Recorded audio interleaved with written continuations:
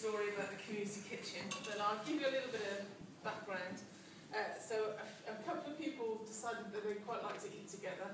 Had a conversation with some other people. They decided that they would all equally like to eat together. So the quest was to find a kitchen. Claire's from Open House. She had got some funding to build a kitchen and a scrapper garden.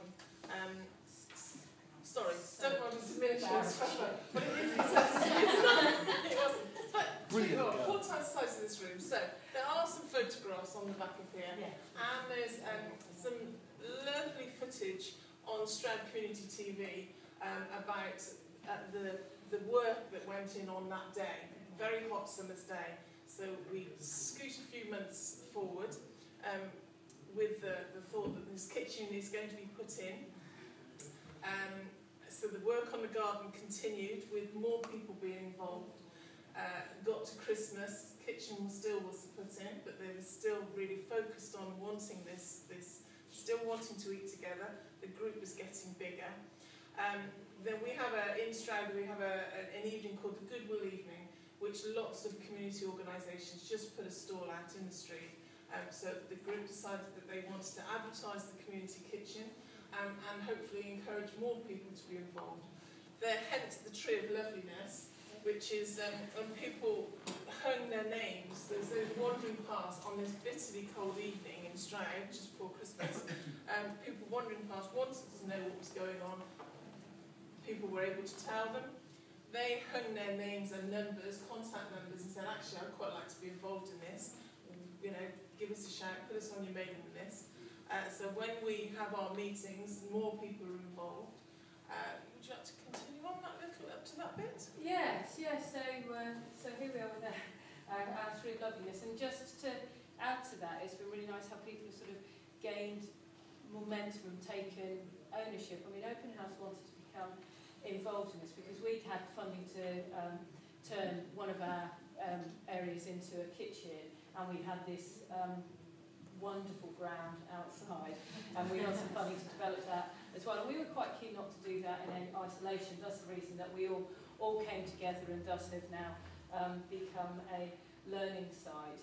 But people with at every step, we're thinking that it's the people that are going to use the kitchen that have had ownership for it. But obviously, at a strategic level, and this is where we've had some conversations with Cormac about whether genuinely grassroots folk rather than paid folk having it. But my view is, for better or for worse, and people might start throwing things at me now, Sally, right?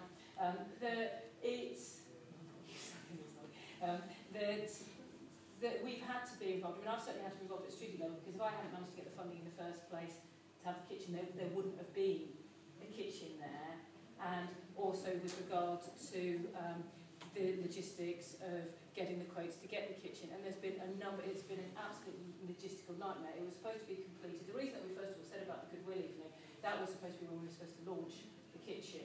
The kitchen still hasn't been finished because of a number of different logistical issues. As happens when you get funding for something, you've got to get 3 quotes, you've got to get the best one, you've got to get electricians hooked in, But what has happened is actually, rather than us as executives leading and just doing that and keeping the team out of the picture, it has been absolutely key that we have been involved as professionals. But what we've done as a learning site is shared that, been incredibly open and honest with all the individuals that now have ownership of this.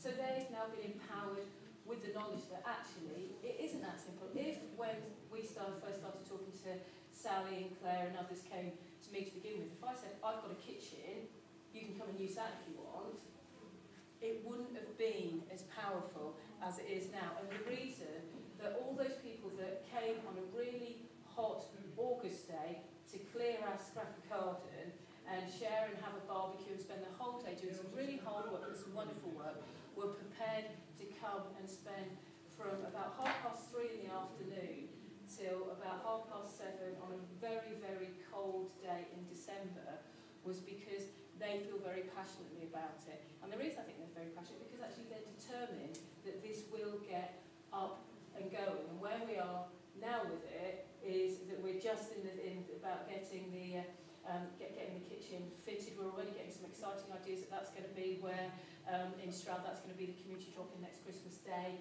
for anybody that wants to come and share Christmas lunch. It won't be a just a place where you come and get scooped up, there you go, there's your lunch, and you go, actually you will come and you will make your Christmas lunch with friends and you will share it and really genuinely be part of the community. And the reason that people are having discussions like that on a sustainability level, I genuinely believe, is because it has been a really, really hard journey, rather than saying, actually, we'd like to meet and greet together somewhere.